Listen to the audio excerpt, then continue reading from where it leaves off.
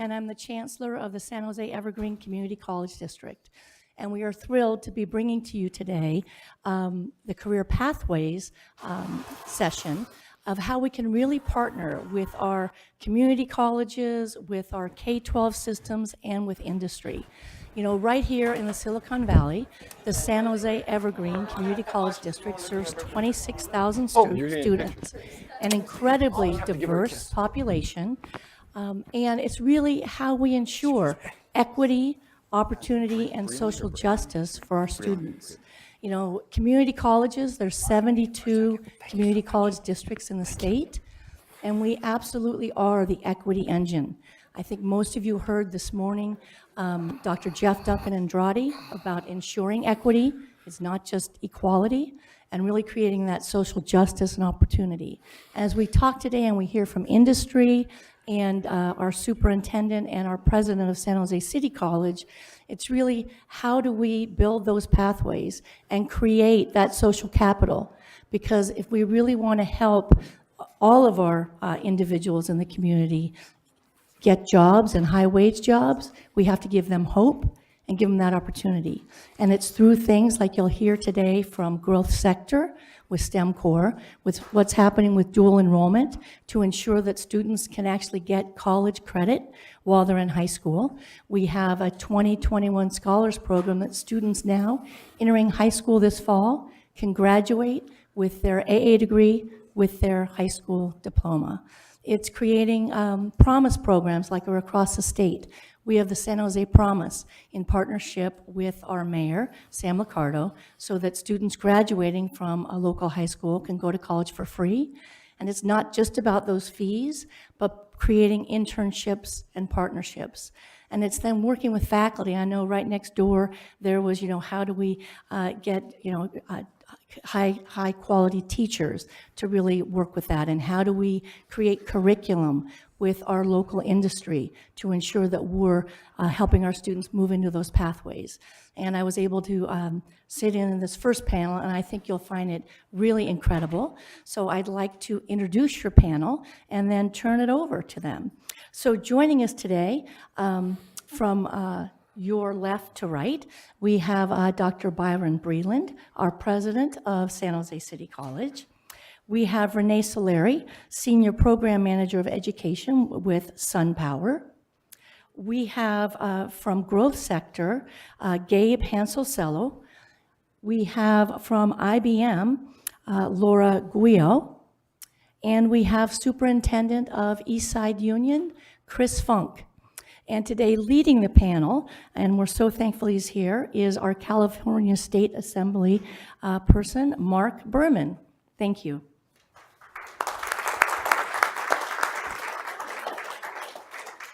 Well, thank you so much, Chancellor Budd, and thank you for all the work that you're doing at the San Jose Evergreen Community College District. I also want to thank Microsoft for hosting us and the Silicon Valley Leadership Group for bringing everybody together. My name is Mark Berman. I'm the new Assembly member for the 24th Assembly District, which is northern Santa Clara County and southern San Mateo County, and it includes Mountain View. So thanks everyone for spending some time in my district this morning. And soon after I got elected to the California State Assembly, I asked the Speaker of the Assembly, Anthony Rendon, to let me create a select committee on the 1960 Master Plan for higher education. So let me quickly ask two questions. One, who here has gone to a community college, a California State University school, or a UC university? Even more than last time, probably maybe more than 50% of the room. And who has heard of the 1960 Master Plan for higher education? Also more than last time. So for those who don't know, the 1960 Master Plan for Higher Education was this foundational document that was created in 1960 that determined the roles that the community college system, the CSU system, and the UC system would play in educating Californians in our public systems of post-secondary education. And as I mentioned, that document was created in 1960. It hasn't been revised much. And in 1960, Silicon Valley didn't exist. We were the Valley of Heart's Delight. I used to say, as I kind of give this talk, that now our biggest cybersecurity threat now our biggest national security threat is cybersecurity. While back then it was nuclear war, but we've taken a step back in the last week, And it turns out we're back to nuclear war being a threat. And one thing hasn't changed in that 57 years, which is in 1960, a Brown was governor. It was just Pat Brown, Jerry Brown's dad, before he was governor the first time. So it's been 57 years, and not a lot has changed with the master plan. So what I'm doing is taking a 4 or 6 or 8 year strategy to revising the master plan to make sure that it's meeting the 21st century needs of both workforce and of our students. And so I am really excited for today's conversation because just in the early conversations I've had with folks, it's pretty clear to me that we're underutilizing our community college system, and we can do a lot more to connect our high school students to community colleges, to industry, which is a lot of what we'll be talking about this morning. So with that, I want to kick it open to questions. And the first question is, one reason we're here today is to learn how companies can successfully partner with the education system. So Renee Solari, can you tell us a little bit about what SunPower is doing to strengthen career pathways in California high schools? And I forgot to mention there's a challenge, which is you can't say anything you said last time. Oh, man. No, totally kidding. Yeah. But That doesn't apply to you, apparently. yeah, I know.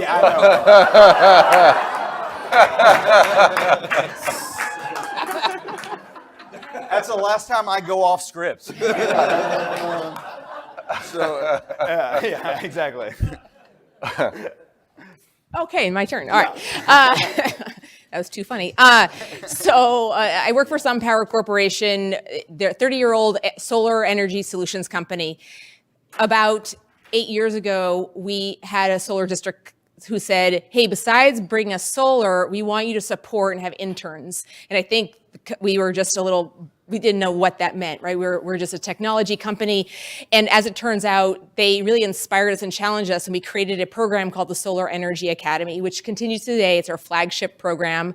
I'll talk a little bit about that later. So since then, we now have a program that has 11 components focused either on how do we provide in-classroom support through either grants that enhance existing curriculum, bringing solar lessons, equipment to the classroom, bringing our SunPower employees to the classroom.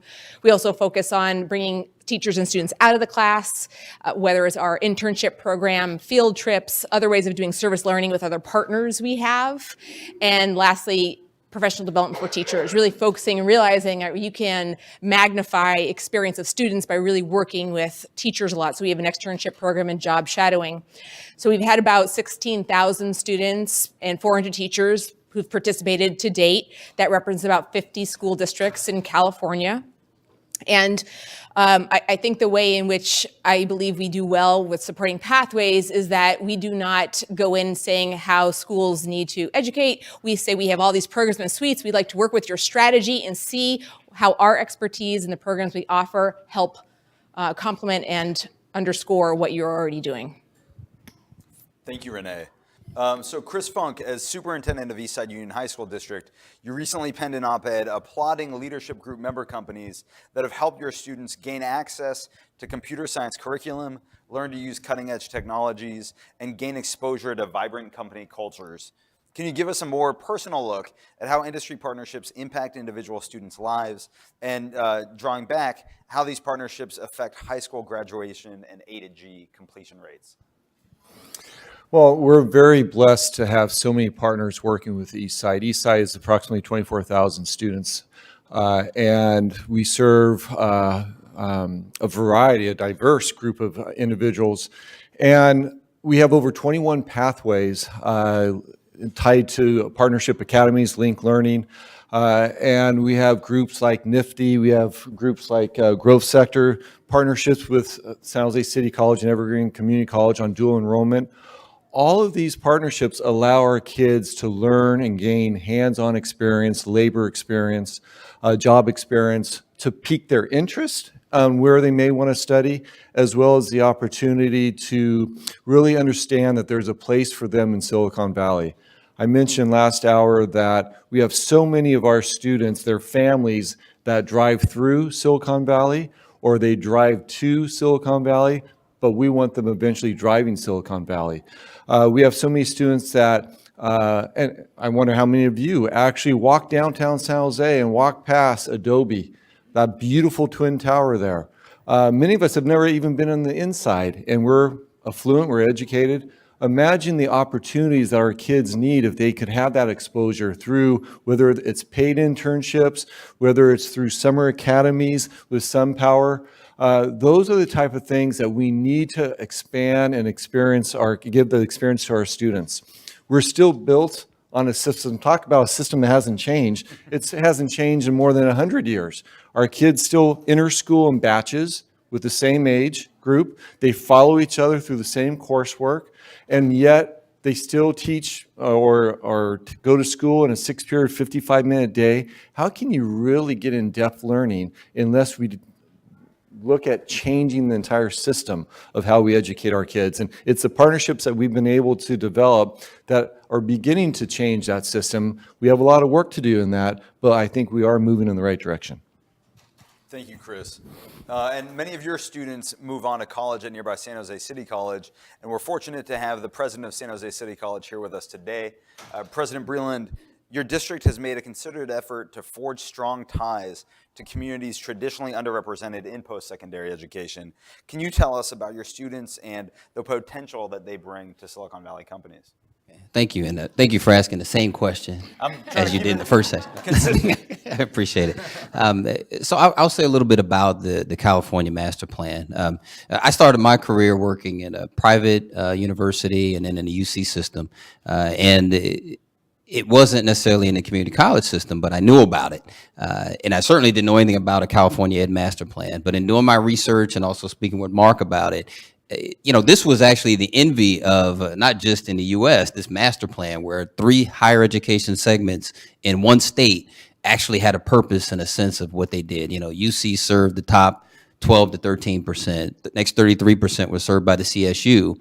And then the other students were able to go to the community college and get vocational training with an opportunity to transfer into the other areas. This was also the envy of internationally as well, by the way. But now, since this was last in 1960, very few revisions, I'd say if any at all, especially some that actually make sense to what we need to be doing in terms of those pathways and partnerships, creating more of a fluid education system that makes sense for all of us. And in particularly working very closely with business and industry on one end of the pipeline, but also respecting the great work that's being done in the K through 12 system and their unique challenges with the community colleges and the CSU and the UC sort of in between those, playing liaison, and also working with the nonprofit sectors. But our ability to really be able to connect and work with industry is key. Industry tells us what skill sets do students need to have, and how do we create a curriculum, opportunities for training, whether it be internships, externships, for our students to be able to participate in that economy has become key for us when we look at the master plan. So when we talk about this master plan, it's got to be something that is continuing to take advantage of the great diversity of the students that we serve. And also when you talk about our community college students, most of our students work. Most of our students have families. The average age is 26, 27 years old. And those students bring a different experience to business and industry, to the college classroom. And we need to work with those resiliency skill sets that they have, the grit, the ability to survive some of the things that they've survived and still be in a system of higher education. Our community colleges educate the most diverse of our community.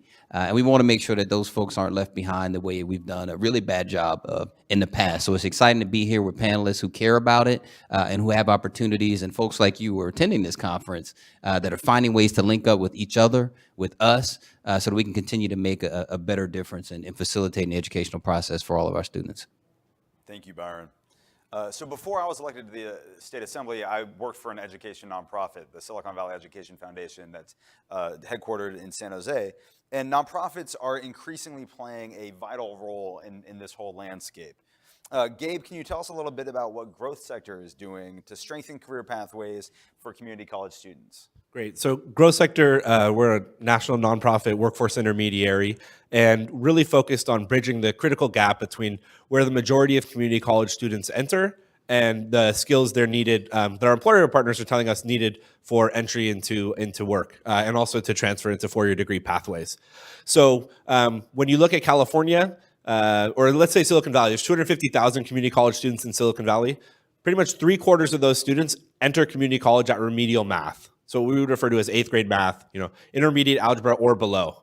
And just left to their own devices, only 4% of those students ever make it to calculus, which is a real threshold course on both, computer science, engineering pathways, which we know are, in demand right now. So what Growth Sector has done is create a program. It's called the STEM Core. It's a 1-year core program for remedial students, helping them access pathways into jobs and degrees in computer science, engineering, and advanced manufacturing. We're currently working under Chancellor Budd's leadership with 9 local community colleges, and we have a separate cohort at each of those colleges. What the STEM Core really does, the challenges for a student coming into intermediate algebra, not only are they, most of them, afraid of math, or have fear of math, or had bad experiences in K through 12 with math. Many of them also just don't know what does it mean to be an engineer, or what does it mean to be a computer scientist. So to your point, Chris, we have plenty of students that grow up down the street from a lot of these tech companies, but have no idea what it looks like. Or I had a student tell me, yeah, I've been working at Google for 3 years, but in food service, and I want to get onto the other side. And so really trying to expand those opportunities. So the STEM Core is 2 semesters, a 1-year program. Students take 2 math classes per semester, with an introductory engineering or computer science class. They're supported by a full-time student support specialist, so someone sitting in on classes with them, someone convening faculty, helping our students develop study skills, time management skills, and the professionalism to access these internships. Another, real requisite skill that our employers are demanding is, work experience. And so currently we have 50 interns in the Valley, everywhere from Livermore Labs, Stanford Linear Accelerator, to NASA Ames, and a bunch of other smaller engineering technology companies. And that program, it's been very successful. So in Silicon Valley, just looking at Silicon Valley, we have other colleges statewide. That 4% flow-through rate from intermediate algebra to calculus, our cohort's at above 50%, and statewide it was 62%.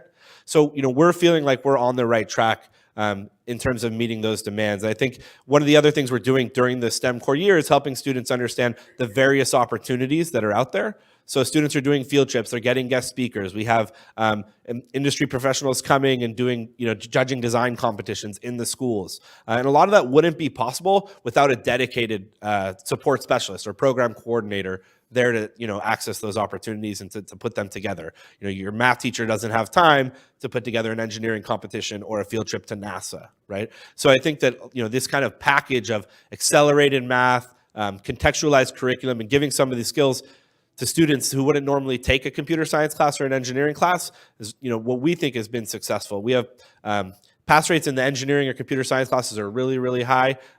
So to us, that's strong. And then also that reinforces the math. It may be counterintuitive. I always like to make this point. It may be counterintuitive. Say, if pass rates for intermediate algebra are 50% in California, why would you try to teach that in 8 weeks instead of 16 weeks? And to your point, again, Chris, we're really trying to change the way that math is taught. It turns out we think students learn better, especially something like algebra that they've heard 10 years over and over again, if they get it a little quicker and maybe a little bit more time per day than just 50 minutes, 4 days a week. So that's the STEM Core. We have a number of local industry partners that have converted interns to hires, and recently we were awarded a grant from the National Science Foundation recognizing the STEM Core as kind of one of the most innovative projects to increase diversity in the STEM pipeline. That's great. Thank you, Gabe, and congrats on the success you're having. So we've spoken a little bit to linked learning models in high school and college. Laura, could you tell us a bit about P-TECH schools and which combine high school and college? What does P-TECH stand for? How and why did IBM get involved? And what role should other industry partners play in these institutions? Okay. How many of you have heard of P-TECH? Wow, more than the last group. So P-TECH stands for Pathways to Technology, and it's a program that IBM developed and established in 2011. What it is essentially a high school and AA degree combined into a 6-year schooling opportunity. We target underprivileged areas. Our first one started in New York City, in an area where we had students that graduation rates were running around 50th percentiles, and certainly not leaving high school to go on and pursue any higher education, including community college. We've now increased those to the mid to high 90th percentiles on graduation rates. And this program is really combining industry with education and creating a curriculum that is designed to mimic or match what industry is hiring for. So it's very specialized. It doesn't mean that they don't get English and art and all those other things, but it does have a heavy emphasis on STEM. And STEM associated with real jobs they'll get upon graduation. These students have the opportunity to get a job at the conclusion of their 6 years in this institution, or we help them go on to complete their 4-year degree. But one thing that we've recognized is there's 24 million jobs in the United States right now that could be filled by 2-year degree people. But yet what they're being taught and in high school and allowing them to really go on to that 2-year degree to fit where they're going to get a job upon conclusion isn't happening. So we've introduced this program. There's 100 schools around the United States, and we're working with other technology companies who are also investing and partnering in these P-TECH institutions. To date, the farthest one to the West Coast that we have right now is in Denver, Colorado, but I am working very hard to try and get some here in the state of California. And it's a great way. One last comment on this, and I said this to the last group. There's still a stigma out there in industry by some individuals that you have to have a 4-year degree to fill these jobs. Not true. You hear I only hire Ivy League. Really? Why? What is it that you want these people to do? So these partnerships between education and industry are very needed. Thank you. And let me know if there's anything I can do to help you get some P-TECH schools. Oh, I'm going to call you. Good. I met 2 folks running for superintendent of schools. I already got their cards. Perfect. That's the kind of connections we're trying to make. So as I begin traveling around the state to talk about a new master plan for higher education, I'm going to be particularly attuned to what educators and employers have to say about the myriad different choices that we offer to our high school seniors, to veterans, to adult learners. And this is open up to everybody. From your perspectives, what are the distinct benefits and challenges, and we've spoken to this a little bit already, of certificates, of 2-year and 4-year degrees? Are there common misconceptions, or maybe expand upon the misconceptions we've already touched on, about any of these paths and the kinds of educational opportunities they afford, or the jobs and the different income that they can lead to? Did I start last time? Go ahead. I'll do it. We all want to talk, but we're trying to be polite. So I think one of the things that we have to consider is when public education first started, it was to educate our newly arrived immigrants for entry-level jobs during the Industrial Revolution. And that was great back then. But what happens in high school does not prepare you for an entry-level job when you graduate from high school. And so there's a disconnect between what we teach in high school and what is expected of the courses kids are to take to get into college, and what industry needs our kids ready to do. And so I question also industry is, do you really want high school to prepare kids for entry-level jobs, or is it really the 2-year? And if it's the 2-year, then partnerships that we're developing with San Jose City College Evergreen Community College system is, let's create a system where students can earn their high school diploma and their AA degree at the same time through dual enrollment. Because you need to start preparing kids at a younger age for the type of jobs that are out there. And that also provides the flexibility and adaptability that high schools need, because the educational system, as you all know, is not nimble and swift. We can't adjust that quickly. But if we can partner with the city college, with the community colleges, that will allow us to be that much more adaptable. And then colleges need to be very clear on the type of courses that they want in high school. Because right now, even if you get unique courses like computer science, it's counted as an elective at the UC CSU system. It's not counted towards math, science, or even a world language. And so therefore, it's so competitive to get into college. Kids want 4 years of math, 4 years of science. Computer science is that outlier. We have to change what is expected of our colleges, and it has to be aligned to meet what industry needs our workforce to be. IBM's coined a new term called new collar jobs. And you've probably heard it. A lot of others have picked that up recently. And it's really around what industry is needing from a skill set to fill those jobs. And a lot of it is just two-year degree students. IBM Corporation's made a commitment in the United States that we'll hire 25,000 new-collar workers in the next 5 years. And we're going to hire 2,000 retrained veterans that we want to go through the community college program. So this relationship between industry and education has got to be there. You can no longer sit there as an employer and hope that those students coming out have the right training that you need to fill your jobs. So we're partnering together and making sure that that relationship is tightly coupled and working together. I'll add, if you think about community colleges, we've been charged to really be all things to all people. And that sounds wonderful, but the reality of it is we have some classes where we have folks who are re-entering college for the first time. Maybe there's been a life change. They're 50 years old. We have folks who are re-entering who've just been released from prison. We have folks who are attending in different formats, whether they are single parents, veterans, foster youth, and they may all find themselves in the same communication studies class. That's challenging our faculty member to teach those individuals how to feel confident about school, what's next. But in short, our system is there really to do things for all people. But the reality is we can partner and we can have pathways, but the understanding of why we have to do what it is that we have to do. If we really don't genuinely care about the community, these pathways and partnerships could not exist because when we leave our positions or we move on to another area, someone has to still carry the water. And it has to be the belief that we have to create opportunities for everyone to participate in the new economy. And I don't know that we've gotten there yet. I think there's a lot of work to be done on that end, and I don't want to preach to everybody about it, but that's the reality. Our resources are challenged. Right now, we're not funded per head count at the same rate at the community college as the CSU or the UC system.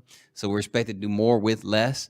So it's all automatically putting, I guess, sort of a price tag or a sense of non-importance on students who are in certain levels of higher education, when the reality is just not true. When our students have been given an opportunity to participate in the economy, we're hearing great feedback from business and industry that they are working hard, they're resilient, they're persistent, and they're actually achieving more. And a study that I'll quote, and some of it was my own research in school, was that I looked at students who started at a community college, and I looked at students who started at a four-year college.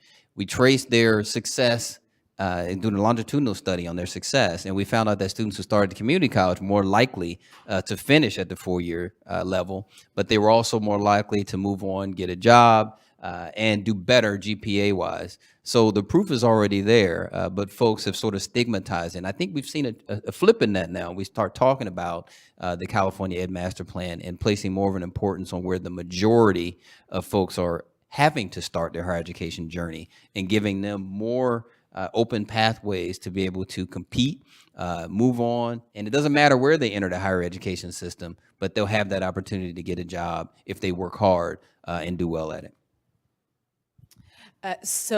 Of the solar energy academies we run, the majority of them are at community colleges, and so I have more experience working with them. And the one thing I think they do really well is that at community college level, they seem more nimble to me by who their staff is, coming from industry and having relationships in the community, so that they are actually adapting to local economies and industry more than I've seen other schools. I can't actually say that's backed on research, but in the sense that I advocate for students actually to go to community college, regardless if they think you're going to four-year or not, because of that little bit more customization I've seen at a local level of what they do, as well as, so if I were going to add to that, what I would ask is, how do we get more students, whatever level of higher ed they are, to have more work-based learning experience as part of their learning?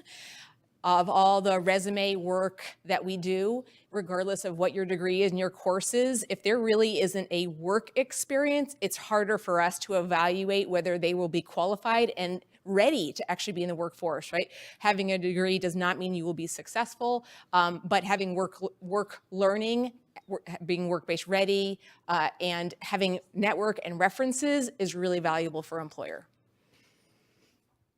Thank you for all those answers. Laura and Renee, in workforce development, industry engagement is often seen as the hardest get. What works in terms of bringing industry onto the playing field at IBM and SunPower, for instance? How do you get employees to engage in work that strengthens students' career pathways?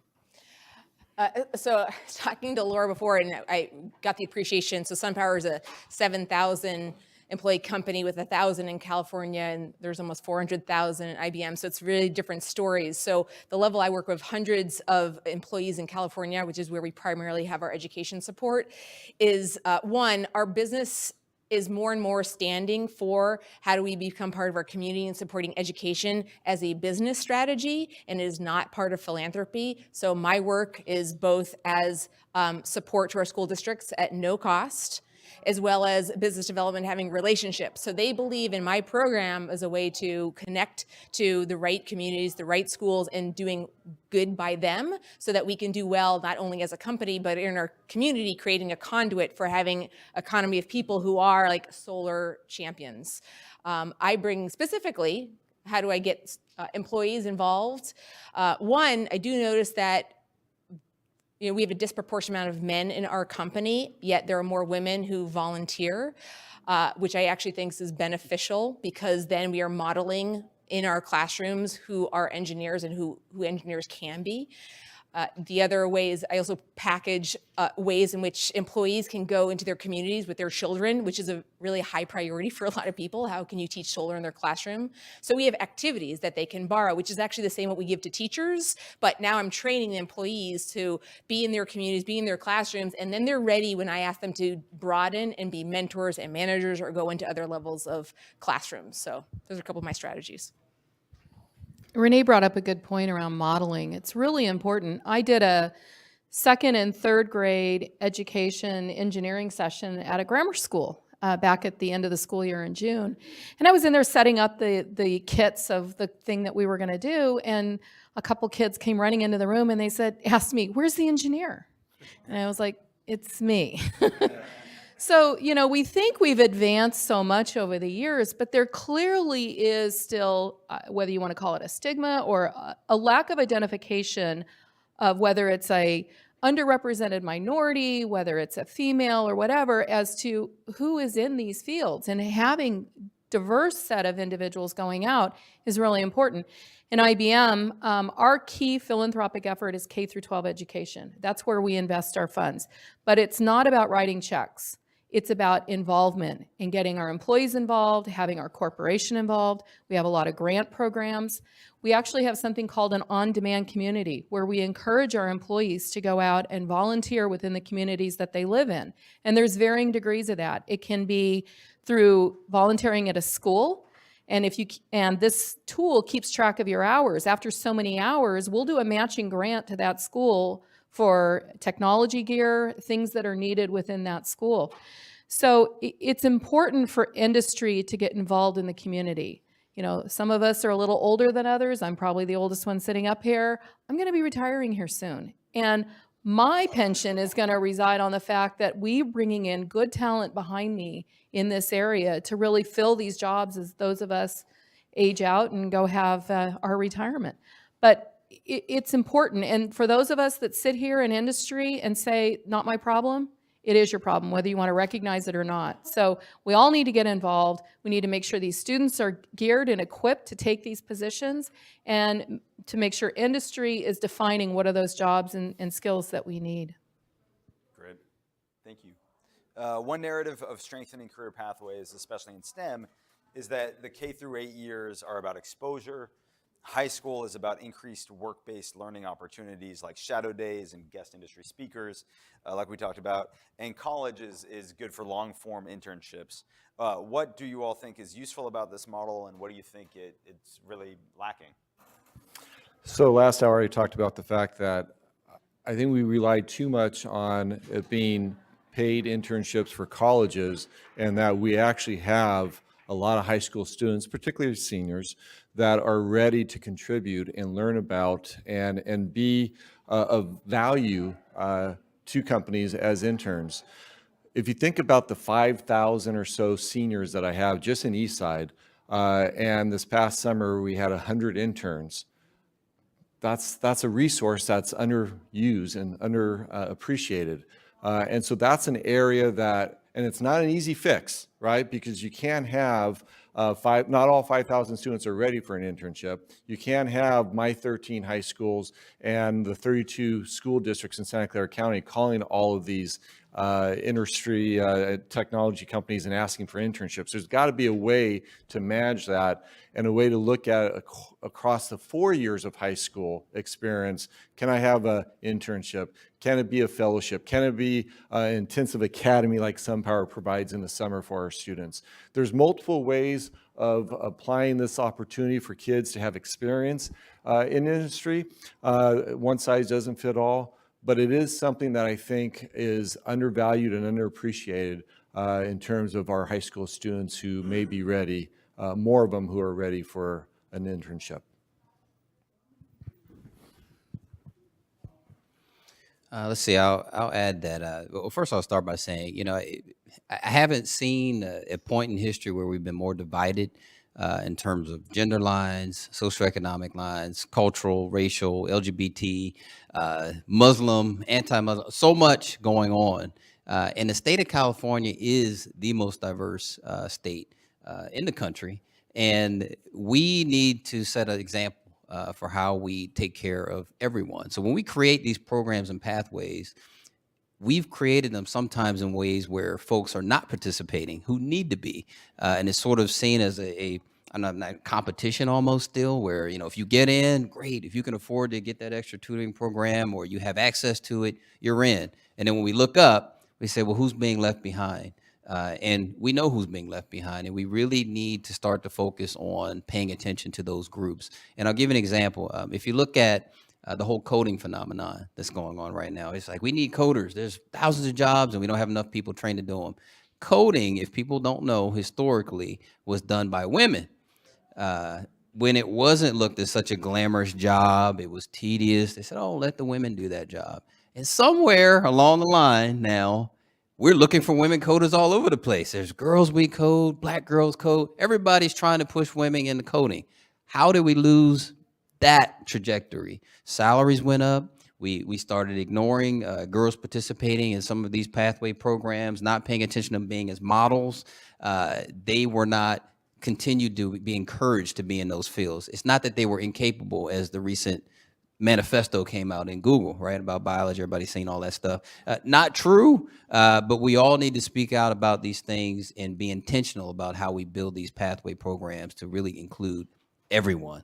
So that's sort of my, again, a quick soapbox speech thing there. But, you know, as we continue to build these relationships and as we step away from our positions, it really needs to be put in that these types of things need to be an objective and a focal point, whether you're from business and industry. You know, where is it in your goals and objectives to reach out to education, but be specific, not just have an educational arm, but what are the deliverables in that educational objective?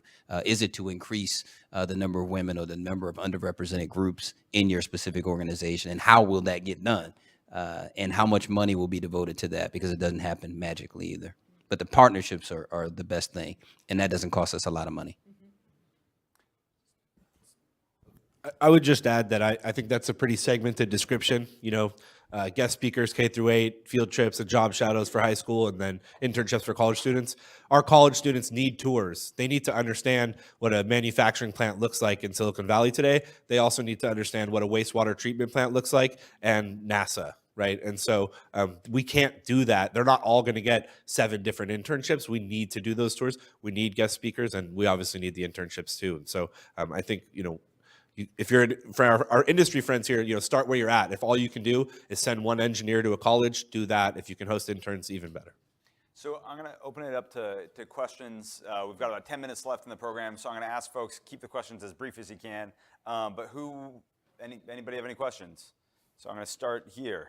I have a question about, well, Pash and I work at Maker Ed, which is a nonprofit that helps train educators and institutions on doing more making in educational spaces. So a lot of that is related to workforce development and the sort of skills that industry is looking for and that they're not getting, kids aren't getting in traditional classrooms.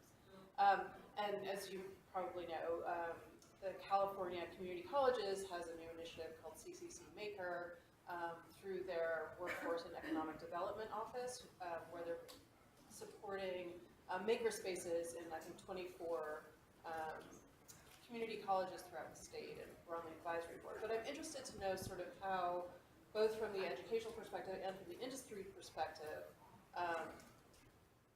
that sort of, I mean, obviously I love MBA, but that whole switching of not just what we're teaching kids, but how we're teaching them and what we're expecting of them in terms of where they're centered in their learning. Like, are we asking them to identify and solve problems, or are we just asking them to like memorize formulas, or like these kinds of, I'm sort of interested in that perspective. Okay, well, mostly because I love the shift in from when I learned as a dependent learner. You tell me what to learn from a book, I memorize it, you tell me if I'm right or wrong, and now more and more seeing project inquiry-based learning, project-based learning, problems, even in my company now. So I think we're a little latent there, but some people are recognizing that for a company to innovate, we have to try and fail and learn. So as much as we can have students think about that process of investigative learning and not about being right or wrong, but what you learn from the process is key. And I do think that's more is happening. I work with Project Lead the Way. Their curriculum is all based on that. So I based all of our programs on the same thing without having an expectation of what will come out. And often it's exciting for teachers that I work with because they get to learn from their students. They don't have to have all the answers. So thanks for the question. I'll give a quick example. Our district, with the support of our chancellor, Dr. Budd, we've been participating in we're working with MIT to develop a coding academy and different tracks. The next track will be artificial intelligence, cybersecurity, et cetera, all the areas that will feed into jobs here in Silicon Valley. And one of the things that we've been focused on is hands-on project-based learning, because we've learned that companies are doing that. You know, if you go and you visit a company, they have spaces where the workers are getting together, they're doing projects, they're eating in the cafeteria, they take their work outside. It's very open project-based learning. And our students are getting out of the more individualized, you know, I'm going to study, get my A, and then move on. There's projects that they do, but in the Coding Academy, they're doing, you know, hackathons. They're participating in solving problems in groups, taking on different roles, and it's showing we've got like a 75% retention rate, which as you know, the other many coding academies, if left alone, people the 5% finish, right, and they've spent 20 grand, you know, hoping to land a 6-figure job. So we've seen some really positive outcomes with that, but more importantly, business and industry has been guiding us, along with the connection with MIT, who also has some folks there who care about changing it. And we have approximately 45% of our first cohort as female. Great. So I'm going to go here, and then I'm going to go right over there. And I've got 5 minutes. Thank you. John Horner, Morgantown Chamber of Commerce. Maybe have a hashtag get real. I mean, everything you're talking about in so many different ways about getting real. Focus on one topic. Math. So I got my bachelor's of science in electrical engineering, went through the entire, what I consider the hazing ritual of getting all the way through advanced calculus, almost flamed out along the way because I found it boring even though I could do it. But that, in so many fields, that's where we lose a lot of students. So you might be familiar with the work Wright State has done, which is amazing to address that, but also, in the Get Real, many of our requirements, when you actually get to doing the thing you're training to doing, not many computer science professionals are applying advanced calculus. Now, you're doing bridge design, you better understand resonance and all that. But in the California Master Plan, are we going to get a little more real about what's required? It is employers, you know, when I started at IBM in the 80s, you know, top grades from top schools was the expectation. It's really exciting to hear about that. But see, it seems like the whole, and this escalation, you know, you need ever more degrees to do things that you really don't need that degree to do that thing. So can we get real? And is the educational master plan going to be one more piece of that? Upstate New York, where I went to college, a lot of people got a Bachelor of Technology degree, which, you know, scaled back some of the math and advanced physics requirements, let you just do the work. I don't see that on the West Coast at all. So can we get real about requirements everywhere? So let me start with Get Real from an industry perspective. So with the cognitive technology and with digital data and all of this, we are hiring people with expertise in particular fields with some knowledge in mathematics and IT. Take doctors, for example. A lot of our Watson cognitive technology is focused on the medical field. We're hiring doctors into IBM who understand the field of IT or understand their field, but then applying it to IT and how do we make those fields better? We bought the weather company a couple of years ago. We're bringing people in that are meteorologists that help us understand that data. And that data then applies to companies, potentially, a hurricane's coming and we need to shift your IT workloads somewhere else. The meteorologist can read that data and then work hand in hand with those in-depth engineers that know how that works and applies. So I really do think we're getting real, but from an industry perspective, it is really looking at what our customers need from that perspective, and then staffing people with those skills that then they can apply it to make them a better company on the other end. And just quickly from a government perspective, yeah, we're definitely going to get real. That's my second hearing that I'm going to hold around the state is going to be here in Silicon Valley, meeting with industry to figure out, okay, what are the skill sets you really need, and how can we make sure that we're working community college, CSU, UC, and even down to the high school level to make sure that we're aligning our education system with our workforce needs and not adding additional burdens that aren't necessary, but add on more years and more cost to students to graduate prepared for those jobs. Yeah, so I'll add quickly, Get Real, I love that. I think, hashtag Get Real. I think a big part of it has been to take the burden or the onus off of the student. Because I think forever we've said you either get it or you don't, step to the side, and then you teach to the folks who understood it or felt more comfortable, again, because of background. Parents knew it, they felt confident, whatever it was that helps people get through math. But we can put people on the moon. We're talking about digging tunnels to solve the traffic issue, driverless cars. Other countries are running circles around us in terms of teaching math well to their citizens, their population, and we know what we need to do. So I think a part of the Get Real is stop shifting responsibility onto the students and look at our systems and structures so that more people can get it. And one quick thing I'll add is that, I mentioned it the first hour, but Statway is a new thing that the state of California and other states have implemented, even well before us, to teach to computer science majors, non-math majors, so folks who need to get that math requirement in college can achieve that math requirement without having to go through the rigorous calculus, but still meet the math requirement to get through college. And so that we've seen some great success with that so far. So I'd love to have us talk all morning, but I'm being told that we're out of time, and I want to make sure that everyone gets to the keynote in time. So quickly join me in thanking the panelists for this.